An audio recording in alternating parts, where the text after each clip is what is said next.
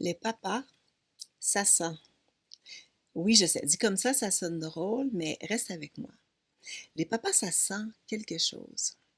Quelque chose de reconnaissable. Quelque chose entre la tendresse en chemise trop grande et le déo de pharmacie mis comme une armure.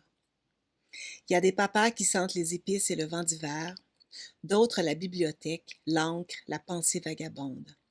Certains sentent l'huile, la craie, la colle chaude et le bois fraîchement scié. Quand on est petit, on enfouit notre visage dans leur cou, on tient leurs grosses mains et on inspire comme si ce moment-là pouvait durer toujours.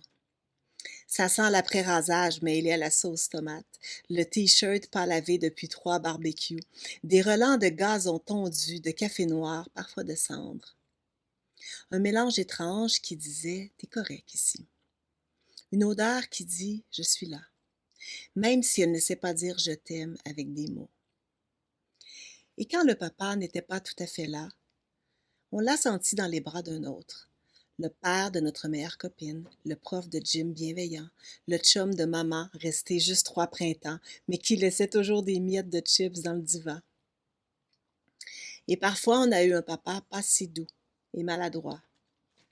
Alors vous qui avez hérité d'un père brutal, fuyant ou simplement brisé, à vous pour qui le mot papa n'évoque ni odeur rassurante, ni tendresse silencieuse, mais une tension, une blessure, une absence trop pleine, à vous qui avez reçu un père en ruine, je vous vois.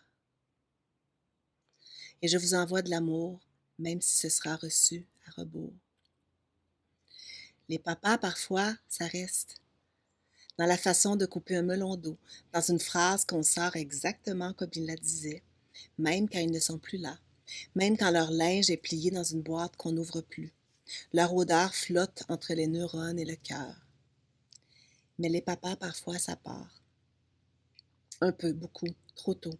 Physiquement, mentalement, ils sont là, mais pas là. Métaphoriquement, ils n'arrivent pas à être avec nous. Ils partent dans leur tempête, leur silence, leurs blessures jamais racontées. Et nous, on recolle les morceaux, comme un casse-tête sans modèle avec des bouts de paire entre les doigts et pas assez de colle pour tenir le tout. Et puis un jour, ça part pour de bon, les papas. Même si on croyait être prêt, même si on l'avait vu venir, ça fait une craque dans le cœur qui ne se rebouche pas.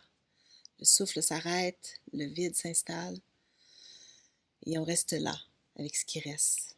Parfois pas grand-chose, parfois beaucoup trop. Des souvenirs en désordre, des choses qu'on n'a pas dites, des câlins qu'on n'a pas osé demander. Et à la fête des pères, ça revient par vagues, comme une vieille chanson, comme un chandail trop grand qu'on remet un instant juste pour se souvenir, juste pour pleurer un peu, ou un sourire.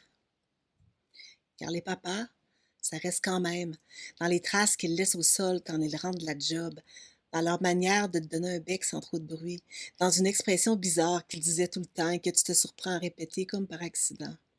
Ça reste dans un tournevis rouillé, dans une vieille recette de croquettes maison, dans leur façon de lire le journal avec les lunettes sur le bout du nez, dans les silences au téléphone qui sont trop longs, les «je te passe ta mère là», qui veut dire «je t'aime» au fond, dans un mot qu'il disait pour paraître savant, dans une chanson qu'on écoutait entre Québec et Old Orchard, les cheveux dans le vent, dans une chemise qu'on n'a jamais eu le cœur de laver, dans une main qu'on pose sur l'épaule d'un enfant comme il le faisait.